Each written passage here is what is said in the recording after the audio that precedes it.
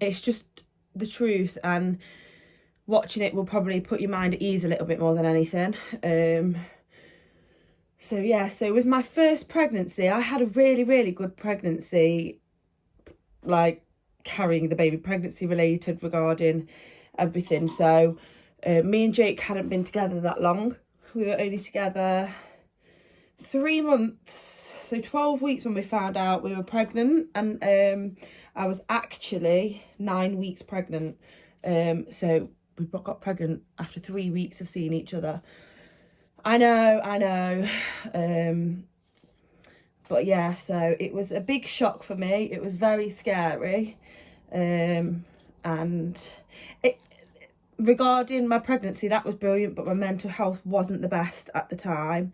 I have always suffered a little bit with my mental health, and with all the hormones and everything, and with the fact that me and Jake had hardly been really seeing each other that long, and this happened. I was still living with my parents. Jake was still living with his parents.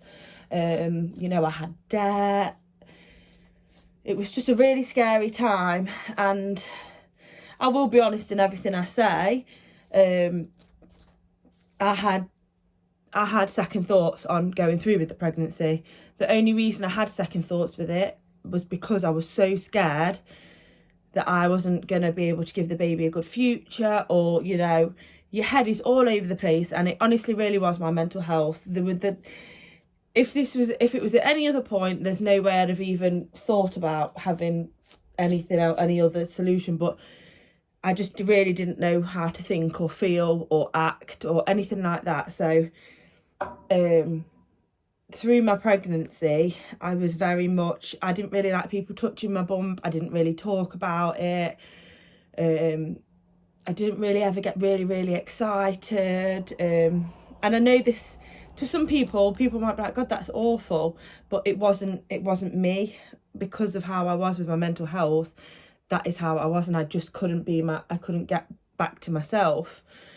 Towards the end of my pregnancy, I did start to get more excited, and I did start to enjoy it a little bit, but again, it just wasn't the same. So I've been wanting to have another baby. Me and Jake have been talking about it. No, we hadn't. I spoke about it for like 2 years, wanting to have another one, because I just wanted a different experience. I didn't want to have that same experience. I wanted to do it where we tried together. We decided to have a baby, then we tried. So that's this pregnancy. But this pregnancy, my illness has been worse, but my mental health is so much better. So mental health is a massive issue in the world, and all I can say, if anyone's got any problems, anything like that, you need to talk about it. I never used to talk about it. I don't really talk about it now when I don't feel great, but I know how to deal with it now. But it's a huge, and it's awful, because women get postnatal depression and things like this put women off having babies, because they hear of things like that. People hear about people's horrific labours, it puts them off having babies. And I just want to stress that it is hard, can be horrible, but it should never put you off having a baby, ever, because I know everybody's pregnancy is different and things are different, but you don't know what's in line for you until you start, and until you do and you go and do it. It's just, you've just got to do it. You really have just got to do it. So yeah, so regarding my first pregnancy, with my mental health wasn't brilliant. So like I say, it wasn't like a huge, like pregnancy should be, really. Like, oh, everything's really good, blah, blah, blah.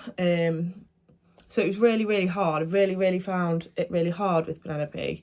But I did, after I gave birth, I did go on to antidepressants whilst I was pregnant, ones that you're allowed to have when you're pregnant. And then I did, after that, try and come off them around 6 months after. And I also came off my pill, because I found, now I'm not saying don't take contraception. I'm saying, for me, my body, having those hormones in my body as well as my antidepressants, how I felt, I just wanted to come completely off them, which I did. And in all fairness, if I got pregnant again at that point, I wouldn't have been bothered. Jake would have been. So we just had to be really careful. So yeah, so I came off them, and touch wood, ever since then I've been fine. Don't get me wrong, I've not been fine. Like, you have days where you don't feel great, have days, weeks, I don't want to go out, I don't want to talk to people, but you learn with mental health that you have to, and you have to put yourself out there, and it does make you feel better. Exercise is an amazing one. I got right back into exercise. I know it doesn't look like it, but I did. After Penelope, just going out, walking, anything like that was really good. So yeah, so, and if you ever have anything in pregnancy where you feel like that your hormones getting too much, and you can't cope with it, or you're having awful thoughts or anything like that, the first thing to do is just go straight to your doctors or your midwife and talk to someone. Talking to someone is the best thing you can do. So yeah, so other than that, my pregnancy, so I didn't find out till I was 9 weeks pregnant. So when I did the test with Jake, I was like, I can't be, because I had actually gone back on the pill, so I was like, I don't get it. I will go into this in more detail in a different video later on in the week, where I'll tell you about mum and dad's reaction when I told them. But yeah, so obviously when I found out, she said to me, when was your last period? Well, I couldn't remember really properly, because I'd gone back on the pill, and I can't really remember, but I just remember not really knowing anyway. I said to her, I don't know. She says, well, we'll put you at, say, 5 weeks. I was like, yeah, that's fine. Anyway, went in, had my scan, and turned out, yeah, I was a bit further. So me and Jake had a conversation. We sat down when I found out I was pregnant, and I was like, what do you want to do? And he said nothing. Really, in that situation, I just needed him to try and tell me what he wanted to do. And it was really hard. We barely knew each other. Now I know him, I understand why he was like that, because you can't get anything from the lad. He is a closed book. But yeah, so yeah, we decided to go through with it. Best thing I've ever done, obviously. And I didn't really have any sickness at all. One thing I did suffer with was, it's not very nice, but thrush. So obviously with your hormones and everything, it can be, I think it can bring it on more. And unfortunately I had it the whole way through my pregnancy, and it got bad. It wasn't very nice. So I had to have a pessary nearly every week, and it was just, but that was the only thing. So I can't, this is what I mean when people say to you, pregnancy, the whole thing's amazing. People don't tell you the little things that can happen, and how you can feel, and things like that. And that's what I want to get over to people who are about to have babies, or they're going through their journey of labour, of pregnancy, and they're just starting off. Things may happen that aren't very nice, but in the end, you've got the best thing out of it. So you just go along with it, and you put up with it. But yeah, so other than that, I didn't have anything else wrong with my pregnancy. My pregnancy was really good. I did have a teeny tiny little bleed towards the end, and reduced movements. So I went straight in. They scanned me, and the bleed was actually from my thrush. But the reduced movements she was just being lazy. And luckily, when I got in there and they started scanning me, she started moving around again. So that was all fine. My labour, this is the scariest thing for women who are about to have babies who have never been through it before. But all I can say is, of course it's going to be painful. You are having a baby, but it is a pain that people forget. It's a pain that you can control. It's a pain that, it may, depending on how long your labour is, it's there and then it stops as soon as that baby's out. And then you've got that baby, and that pain is just all gone, and you can't. For me personally, it's not the same for everybody. For me personally, the contractions were worse than pushing the baby out. So I went into labour at 1 a.m, Really funny, because I was due on the 25th of March. No, I wasn't. I was due on the 24th, sorry.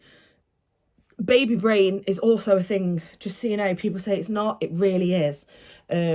Yeah, so she was due the 24th of March, which was a Friday.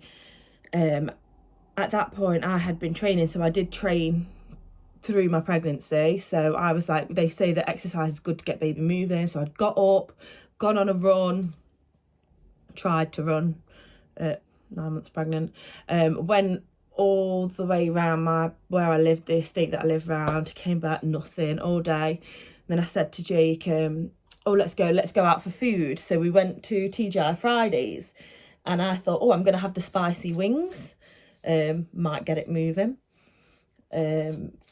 Still nothing. Went home. We actually had Jake's little boy on the night, but when we got home, he said he wanted to make cakes. So I was like, okay, that's fine, let's make cakes. So I made some cakes with him and iced them and everything. And anyway, I gave him one. I said, do you want one to eat? He said, yes, please, yeah. He sat in the living room eating it, and I'm just clearing up in the kitchen. And I then went to try one and thought, oh my God, this tastes awful. Well, normally I'm good at baking. Tried it, I thought that didn't taste right. I looked at all the ingredients, and I looked at the butter, and the butter was out of date. And I was like, oh no, Josh, don't eat it. Well, he'd already ate it. And then all went to bed. I couldn't sleep. I must have gone to sleep around 11:30, 12. And I woke up at 1 a.m. Now, some people get this and some people don't, but I had the urge to go to the toilet for number 2. And I was like, oh my God, like I need to go to the toilet.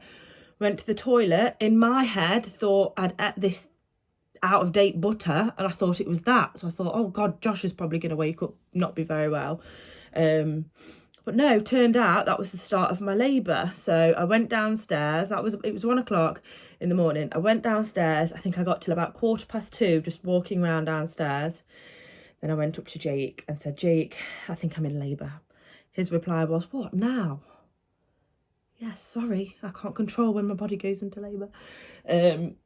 So Jake's dad came over to watch Josh. My mum came over. She was in the room with me with Jake whilst I gave birth, but she also had to drive us to the hospital because my lovely partner Jake hadn't got his car taxed. So she was driving to the hospital. Now, at this point, this is your first child. I had no idea what contractions felt like.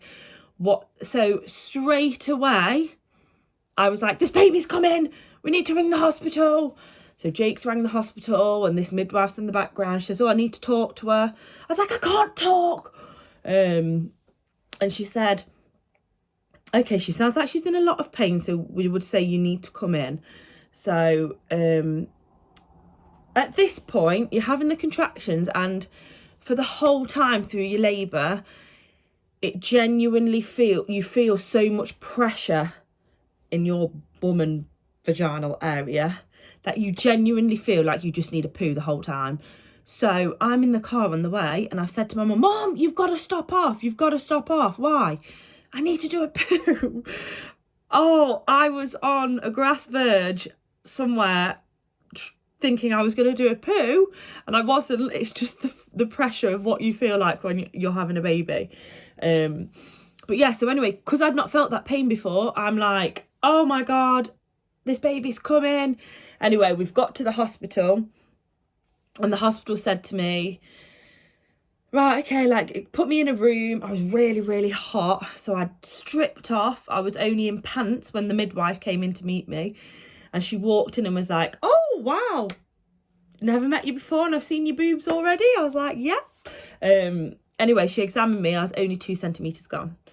But because you haven't felt that pain before and you don't know what the contractions are like, you will instantly think you need to go to hospital, whereas you probably won't. Yes, so 2 centimetres. Anyway, they said to me I had to go home. I was petrified. I said, I can't go home. And luckily that room, there was no one going in that room. They said, you can have it for 4 hours. But after that 4 hours, if you're not in active labour, and active labour is over 4 centimetres, then you have to go home.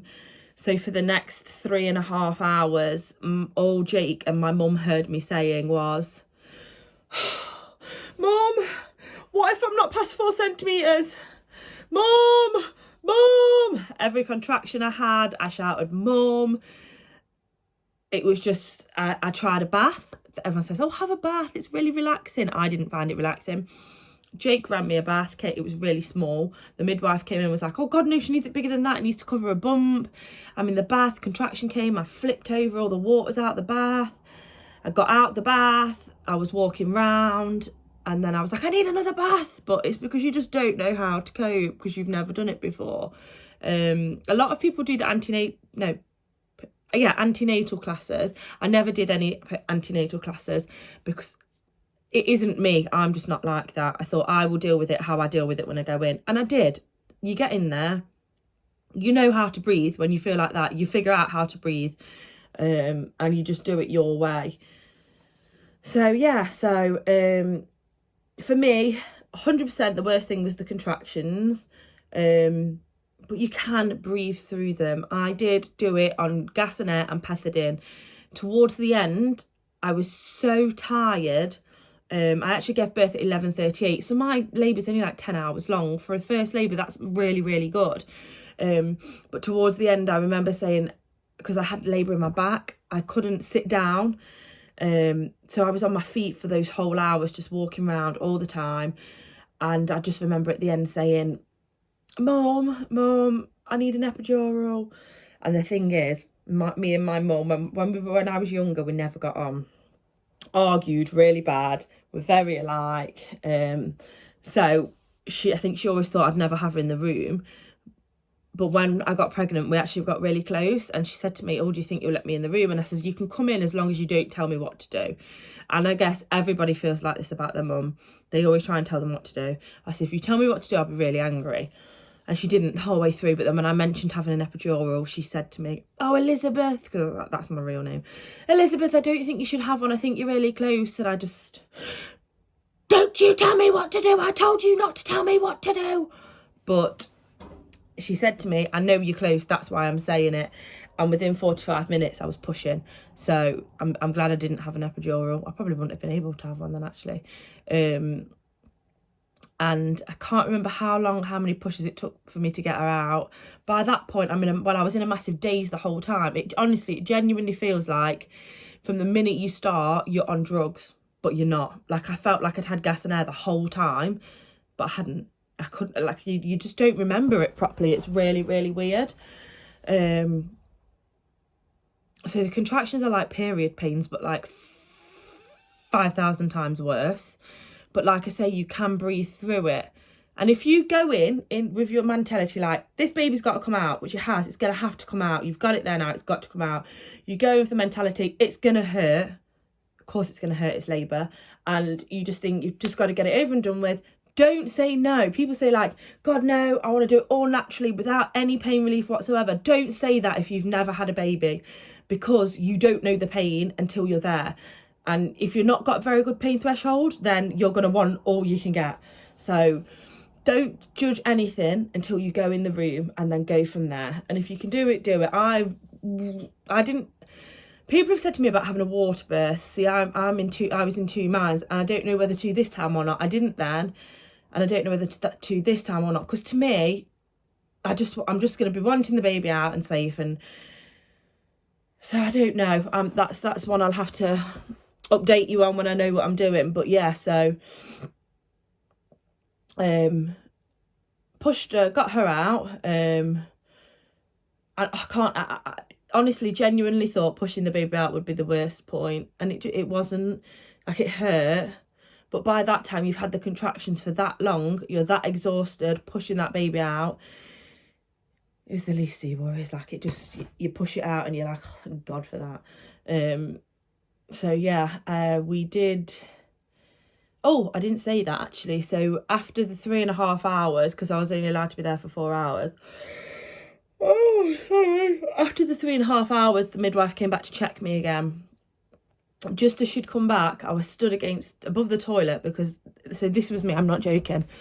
So this is the toilet, and I'm bent over going, oh, I feel sick. Oh, I need a wee. Oh, I feel sick. And I must have been doing that for half an hour because I just was so confused in my life at that point. I didn't know what I was doing. So yes, then I was stood over the toilet, and I just went, oh, I think I've weed myself. Well, it was actually my water going. And she actually pooed in me. So I would have had to have stayed in anyway, but then they measured me and I was 5 centimetres. So it was okay. Yeah, then because she'd pooed in me, I think because of infection or something, I don't know. But when I'd got her out, we ended up having to stay in because she actually did get an infection.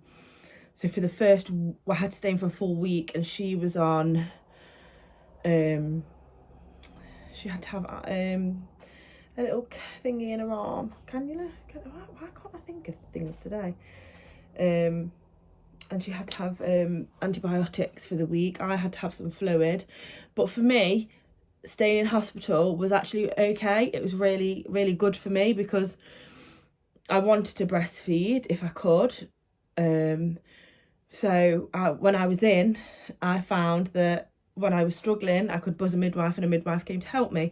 Whereas a lot of people don't get that. They get sent home and they don't really get much help until the breastfeeding midwife comes round, which can be a week in. And by a week in, if you can't do it or you've given up by then. But this is another massive subject, is breastfeeding. And I cannot stress enough to people, if you can't do it or you choose not to do it, that is fine. It is your choice. Yes, midwives recommend it's best to breastfeed. Everybody says breast is best.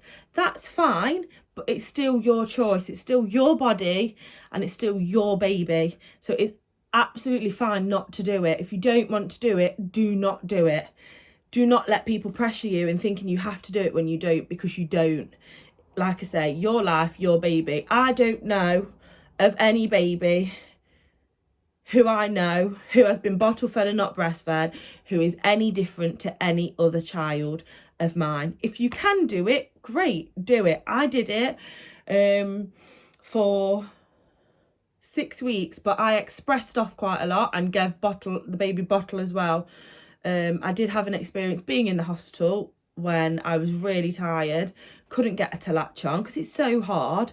And the head midwife or whoever it was came in and said, well, why are you bottle feeding?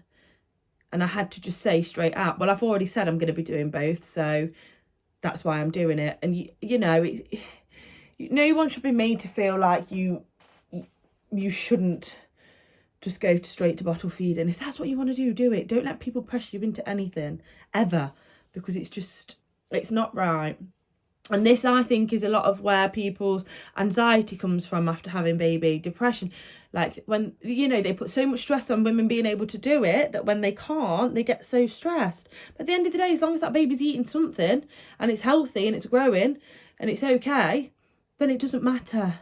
Does not matter. No one can tell you how to parent your child. No one can tell you how to feed your child, everybody's different. Even when they grow older, everybody is so different.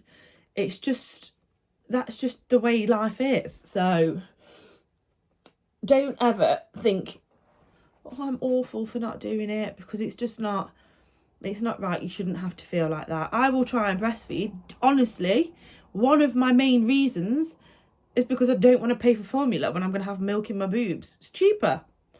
Why wouldn't you? I'd always want to do something that's going to be cheaper. But it is really hard. Breastfeeding is so hard. Getting the baby onto the nipple, settling. People don't understand that you can't sometimes breastfeed a baby. You don't just hold a baby like this, head here, bum here, and breastfeed. Sometimes it's not comfortable like that. There's all different positions you can hold them in. It's getting the nipple into the mouth at the right angle for them to, honestly, it's mental. So yeah, women, talk about it with each other, because people really, really struggle and it is really hard. I know a girl who gave birth. She was due the week before me, but she gave birth the week after me. I was still in hospital. She got let go on the same day, and she gave up because didn't really get that much help with it. I've just had a friend who's had a baby. She's been absolutely amazing. She's been so good with breastfeeding. She's got him now to nearly 3 months, and she said, you know, I think I'm going to stop. And that's fine. Like, it doesn't matter. Even if you only get an hour, and even if you don't get an hour, it doesn't matter. That is one thing I really do stress. Like, don't get yourself down if you can't do it. Yeah, and I will definitely have a boob job after the second baby. I never had boobs before. I was always quite thin with like an A, B boob. I'm now a double D. I think I've gone up a bit now I'm pregnant. Jeez. So yeah, yeah, that's it. That was my labour really. Other than that, I don't think I could never have said from labour I wouldn't have another baby. I always wanted 4 children. Yeah, I had 1 and changed my mind very quickly, purely because you don't realise how hard it's going to be. Your life is going to change, yes, for the better, 100%, but it's hard. Having children is so hard. I also had another friend who, it was my best friend, she made me laugh. Before she got married, I think we went to see the Spice Girls. Was that after her wedding? No, it's before her wedding. We're in the taxi on the way, and 2 of us in there. I already had Penelope, but and obviously we had Josh, my stepson, and my other friend. She'd got 2 children, and this is my best friend. We've always both said we'd love to have 4 children, and you know, in this conversation, I'm saying, look, just have 1 and see how you feel after you've had 1. You know. Then she was like, no, nothing will ever make me change my mind. I'll never change my mind. I'll never, even if labour's bad, I won't change my mind, blah, blah, blah. And I said, oh, okay, right. No, that's fine. If you know, if that's how you feel. She gave birth. This is one who gave birth around about 12 weeks ago.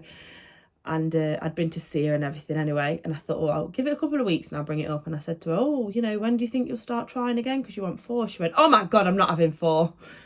I said, I did tell you. Don't get me wrong, if money wasn't an issue and we were very comfortable, I think it would be very different, because that's what happens. It does become more expensive the more you have. You need a bigger car, a bigger house, holidays are always more, everything is. And I'd rather have Penelope and this little girl and then Josh, and us be able to have nice holidays, us be able to have nice things and not have to worry too much. So yeah, I'm actually self-employed, so I won't really have long on maternity. I never did last time because I have to get back to work to earn money to pay. I think if it was different and Jake was maybe in a different job and he was really, you know, earning really good money, and I could take a full 9 months off and not just have the maternity pay, then I'd go for it. But unfortunately, we're not in that position, and that's it. We're really, really, really, really, really lucky because we have my mum, and my mum does she just has a little job in the morning, every morning, Monday to Friday for 3 hours, and after that, a lot of the time she's looking after Penelope, or when Penelope goes to school, she'll look after baby. So we're really, really grateful because nursery is so expensive. So yeah, but like I say, if I had an endless amount of money, a big house, someone who would come and clean my house for me, I'd be laughing. Of course you'd do it. Of course you'd have more children, but it's tiring. It's tiring. It's like, I'm already worried about the sleepless nights. That is hard work. But that's another thing. When you get past those first 3-6 months, it's fine. It'll feel like you're losing your head in the first few months, but you get past it and people help you, and always take help. When people want to help you, always take help. No matter who it's off. I'd have let my neighbour do it at the time. Anyone, like, just help me. Just take the help, all the help you can get. If a grandparent wants to have the baby for 3 hours, let them have them. You sleep. Don't clean your house, sleep. Because that is what you need to keep your head and your body normal. So yeah, sleep is the best thing. Sleep when baby sleeps. This is what everyone says. Sleep when baby sleeps.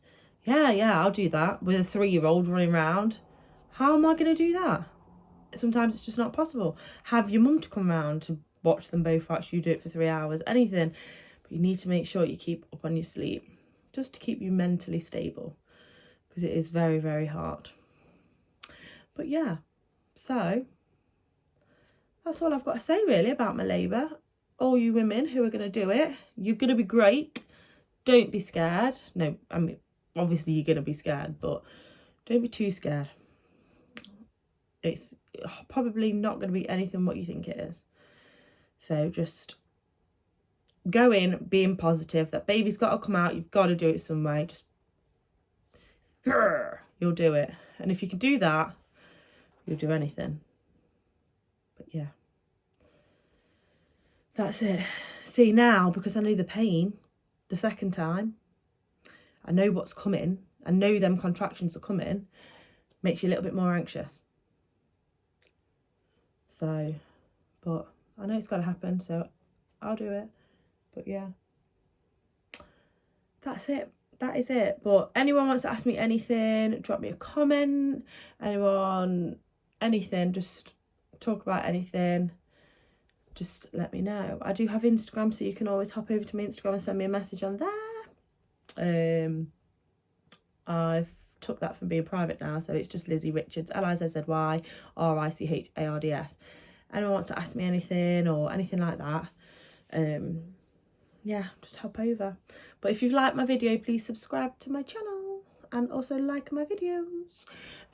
My next one, I'm going to do story time about when me and Jake found out we were pregnant and how I told my mum and dad. And then after that, I'll just go into more of buying things that you buy for baby, things that you don't buy for baby, that you don't really need. Save your money, because a lot of people do waste a lot of money the first time around. But yeah, oh yeah, my bump. A little update on the bump. There we go. Look at this here, it looks so weird. But yeah, we are getting bigger. We are growing. So yeah, but I hope you've enjoyed it. And if you have, please leave a comment, just so I know. I like to see if you liked it or not. But I will see you next time. Thanks for watching.